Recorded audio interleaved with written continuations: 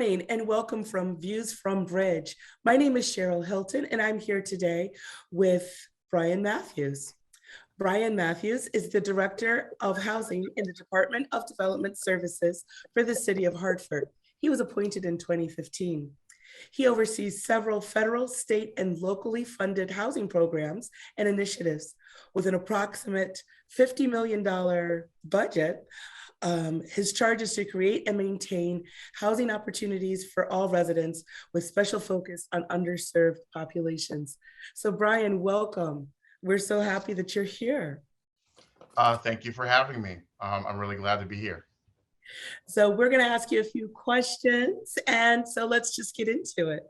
Sure. So our first question, what programs are currently in place to enhance the quality of life for Hartford residents who are homeowners? That's a great question. We are proud of the programs that we administer here at the City of Hartford. I'll start with our most time-honored and most successful program. That's called the Housing Preservation Loan Fund.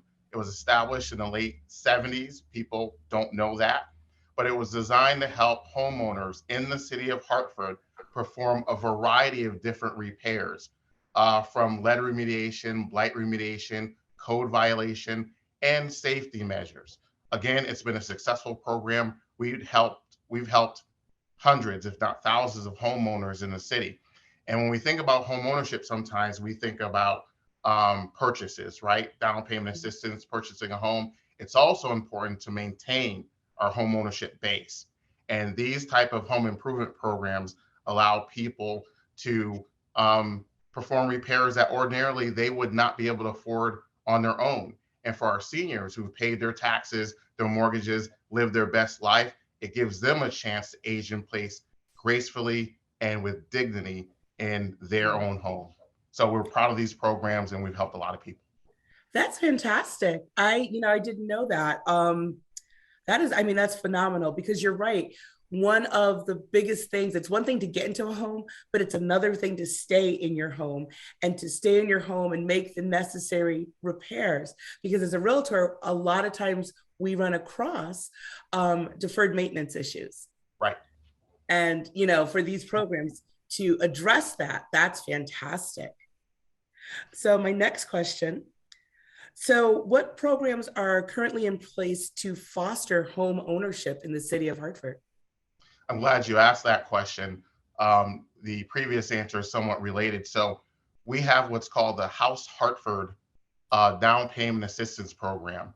When I worked for People's Bank in the 90s, we met with the City of Hartford and actually put this program together. So it's a partnership of lenders, attorneys, and the City of Hartford. And the City of Hartford provides up to 20% of the sales price as a down payment to purchase a home. We talked about getting into a home was easy, but keeping a home was hard. We learned that through the foreclosure crisis. And so, as you know, and a lot of real estate agents know, when you provide 20% down, a couple of things happen. One, you drive down the amount of mortgage that needs to be borrowed from a bank, so the monthly payment's lower. Two, in many cases, you eliminate private mortgage insurance. So it's about getting into a home, but it's also about sustainable affordability, where that individual or family can remain in that home. That's a program that we offer now. It is active. We have funds. Anyone that wants to call Hartford home and is income eligible, please go to our website and get the information you need to call Hartford home, hopefully one day. That's fantastic. So what is that website? It is www.hartford.gov. And you want to find the development services section. And under development services, there's the housing division, and it'll list all the programs and services that we offer. Oh, fantastic. That sounds pretty easy. So that kind of leads us into our next question, which is, what are the restrictions placed on these types of programs? Who would qualify? It's kind of a multi-part question. So who would qualify? How accessible is it? And what is the turnaround time from application to disbursement? Sure. I'll start with restrictions and some of the guidelines because they often go hand in hand. Mhm. Obviously, location is important. Unfortunately, we don't serve residents or citizens outside of Hartford. So if we're going to render any type of assistance, your home ownership activity or home improvement activity has to occur in Hartford. That's the first thing. These programs are more than likely income restricted. We are funded with state money and federal money. And as you know, with some funds, there are strings attached. And one of the Yes. strings happen to be income restrictions. So if you're under a certain income, and we have charts on our website, or I can share that with people after the meeting if they inquire, Mhm. you're eligible for these type of programs. Generally, we serve 1 through 4 family homes. So if you're looking to buy a 5 family home or 5 unit home, we won't touch that. Single families, 2s, 3s, and 4s will repair and or assist in your home buying efforts. Um, and then finally, um, we want taxes to be current. So if you're looking for funds from the city, we want your car taxes to be current. Or if you're looking for home improvement funds, we want your home taxes, your property taxes to be current. And if they're not, you can always head down to the tax office, set up a repayment agreement, and then we can help you. Okay, so if you are in a little bit of a bind, Mhm. there's a way out of that bind if you're looking for our assistance, and we're glad to help. Finally, we don't want the home to be in any form of foreclosure. You should Mhm. not be 3 payments late on your mortgage. So those are the general restrictions. If you can get by some of those restrictions and guidelines, there's a good chance you will be approved. Usually, when you submit your application and all accompanying documents, it takes about 7 days to underwrite our home improvement loans. But from application to when a contractor is actually swinging a hammer at your home, it could be up to 45 days, depending on the scope of work. Some people just want a roof. Well, we can probably have someone out there working in 3 weeks. But if you're looking for a roof and a furnace and windows, because now once you touch windows, there are lead considerations. That's a Right. right. And now we're out 45 days, 60 days before work can start as we put all the pieces together for your project. That kind of leads me to another question. Is it a contractor of the homeowner's choice, or is it a contractor of the city's choice? I'm assuming there's like an approved list of contractors and they have to be licensed, bonded, and insured. Right again. On Okay. that last comment, we have a list of contractors that are fully vetted, licensed, insured. Um, right now, our list, we have 12 contractors. And when we talk about inclusion and equity and building back better, we take that to heart. 60 to 70% of the contractors on our list happen to be local minority contractors.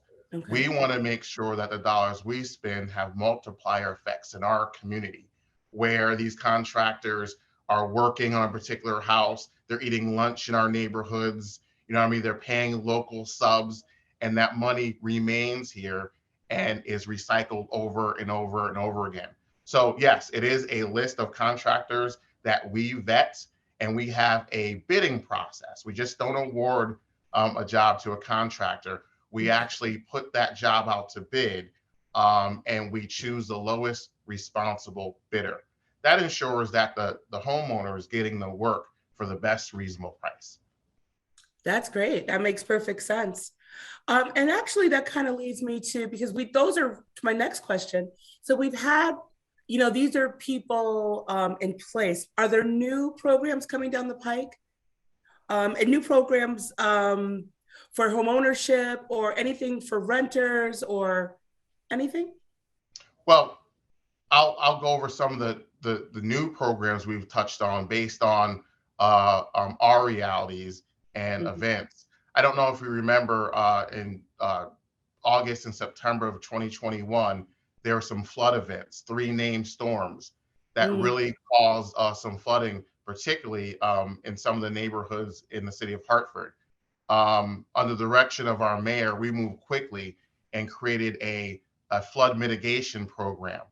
And that program will repair furnaces, hot water heaters, or electrical systems affected by floodwater. And again, we talk about people aging in place and being able to afford repairs. When there's no heat or hot water or your electricity is down, you are close, if not homeless. You now have to relocate, particularly in the winter. And so by creating this program and being able to go in and help people, again, we avert folks having to go to a hotel or staying at a friend's or family member's house, and we're able to keep those folks in place and comfortable. So that's the home improvement, and that's a new program that we've just rolled out, and we have about 40 applicants so far. We've approved 20 people. On the home ownership side, we have no new programs, but what we're doing is trying to strengthen the programs that we have. You may not be aware, but we also manage a Section 8 program to help those that need it afford rents in the city. Mhm. We have a home ownership program component to that, where Oh, okay. people that have vouchers or in public housing, okay, if they qualify, can Mhm. use their rent subsidies to actually pay for, and you know what this is, PITI, principal, Mhm. interest, taxes, and insurance. So that's a program that has existed, and now we're trying to get the word out to those eligible residents that if you want a part of that American dream, and you're persistent and you work with us, you can have it if you're qualified. Again, we're proud of that program. We have to get the word out, and we're doing that. Maybe that's something that realtors can help you with. We are the Greater Hartford Association of Realtors, and we are located in Hartford. So this is, we're right on a, what is it, New Park Prospect. It's right around there. All But right, anyways, right. but that is something that maybe we can partner with to help get the word out, because home ownership is what we do. That would be I, phenomenal. I would love that collaboration. Oh, okay. I think we, as the Bridge Committee, we can definitely make that happen with the And and Bridge Committee of the Greater Hartford Association of Realtors. great. In that vein, I like to offer something else, and it really addresses one of the questions I think you may have. Mhm. Um, Recently, the City of Hartford established a Hartford Land Bank, and it's simply an entity organization that, let's say, collects properties from the city, packages them, and then sells them to developers, contractors. Now, why that's important for you and other real estate agents is those developers and contractors are rehabbing those homes for sale in the home ownership market. And Okay. so if the land bank can maybe maintain a list of real estate agents, once those contractors and developers are finished rehabbing those homes and are now ready to list those homes for sale to end users, now, why couldn't you be the real estate agent that gets that done, or some of your colleagues? So we need to Well, work yeah. together to take some opportunity. Yeah, I think that could be wonderful. And I think that's something we need to talk about so that we can open it up so that we have a really good representation Mm, of realtors who work in Hartford and sell in Hartford and really promote Hartford. And that would be wonderful. So absolutely. great. Absolutely. That's wonderful. Thank you. So now we're gonna kind of, because sometimes you have to go backwards to kind of move ahead. So we're gonna go back and talk about history a little bit. And we know that there is a documented history of redlining and other discriminatory behaviors when it comes to housing in the city of Hartford. So my question is, especially when it comes to the issues of appraisals, right? Appraisals are tough. I've got my own personal story. I've actually got three, but I won't bore you with that. But we can talk offline if you want to. But anyways, do you believe? Actually, let me rephrase that. From what you have seen, do you believe that homeowners in Hartford are being treated fairly by the appraisers? And also, if you've seen them not being treated so fairly, have they raised concerns to you to bring it to your attention, or maybe not your personal attention, but your department's attention? And what can they do? Is that something that your department can help with? Again, Right. multi-part question. Yeah. First, I want to say that this topic is not boring. It is affecting the lives of many residents in the city. A lot of people buy their homes with the idea, or actually the reality, that that is their investment, that is their savings vehicle.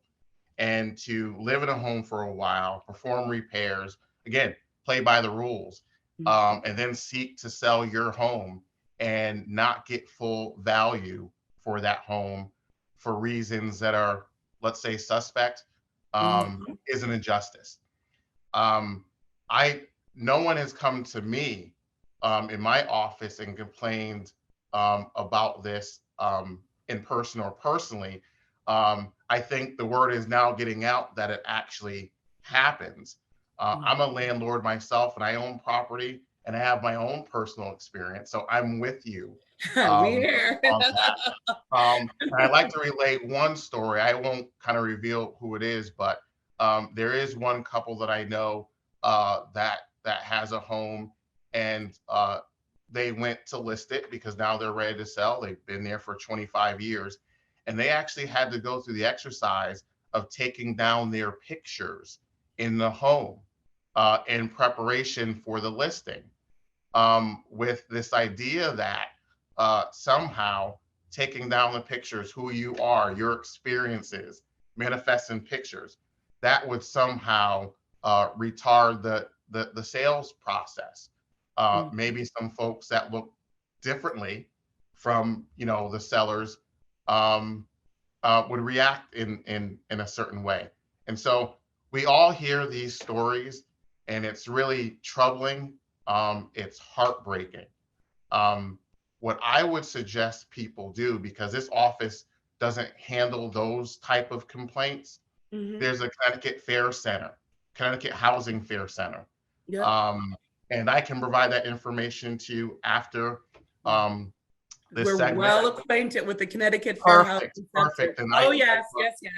That is awesome. We actually financially support them, and they compile a lot of different data points associated to housing discrimination. So that's what I would tell. That's where I would send people if they feel they've been discriminated against. I don't know if you remember, it's fairly recently, Liberty Bank, I would say, right, was pinched for not doing enough in Black and brown and urban communities. They are now a House Hartford partner who's originating first mortgage loans, and we're providing down payment assistance. They also have opened a mortgage office, I believe, near the West Hartford line in West Hartford. And they're mulling over opening another branch in Hartford of some kind. So it's unfortunate that it takes legal moves to get action, but no one's a stranger to that. So that has happened here historically, where legal action leads the way in making a progress and positive change for a number of people. So yes. Yeah, no, that's I teach a course called Understanding and Preventing Racial Bias in Your Real Estate Practice. And we talk about we talk about all of this. We talk about the history. We go back actually pre-slavery. We go into it's like I'm one of the key content creators for this course. So I'm like, this is my jam, right? This is what I do. This is what I do. So I love this part of this conversation because it's so important that people understand the history, right? Because you can't fix that what you don't know existed. And what happens is a lot of times people, they form opinions that are not based on fact, right? And Absolutely. so when you give them the facts, it's like, this was the law. And this is why this law came into being. And this is why homeowner associations rose up. And this is what it came from. These are the facts. I don't care what you do with the facts. I'm presenting you the facts. And now you know. Take a moment to digest, but now you know. And now that you understand the historical context, things start to make more sense. And now we can start moving on to solutions. That's my thought process. Yeah, I'm sorry. I was taking notes. I felt I was in a master class. Yeah, it's kind of my passion. I love it. That's great, and I hear the passion, and yeah, we're all better for it. Thank you. You're welcome, and it's like a Thank you for what mandatory class for all to renew your real estate license. So every realtor in the state in Connecticut has to take this class. Yeah. All right. Yeah. That is great. That is great. It's Congratulations. phenomenal. Thank you. It's phenomenal. It's great. And that leads us to our final questions. This has been such a great conversation. But we do have one more question, and that is, and I think you kind of answered it, about how agents can participate getting listings of these properties. So could we flesh that out a little bit more? Yep. We talked about working with the land bank to make sure they have a list of participating real estate agents, so that when contractors and developers are ready to sell their homes to eligible owner occupants, those developers and owners can refer to a list of real estate agents that can be of assistance. That's one way. Secondly, if agents, and this is more for a buyer who might be unsophisticated and really needs a real estate agent's help. If you come across a buyer and you know they're under a certain income limit and they want to buy in Hartford, you could go 3% down in FHA. You can go with a conventional 5% down or 10. But if they're income eligible, for the life of me, I do not know why that real estate agent would not introduce them to our House Hartford program, where they can receive 20% of the sales price as a down payment. And I didn't mention that this is a grant. If that property owner lives in the house for a prescribed period of time, there's no payback. So it sits as a deferred loan on the land records. There's no monthly payment involved. It just sits there. And then one day you get a letter from the City of Hartford saying, you've lived there 5, 10, 15 years. This has gone away. Thank you for becoming a fabric of the Hartford family. And you move on with your life. That is phenomenal. A grant? Yes. Are you kidding me? So. Like, that is phenomenal. I think a lot of realtors don't know.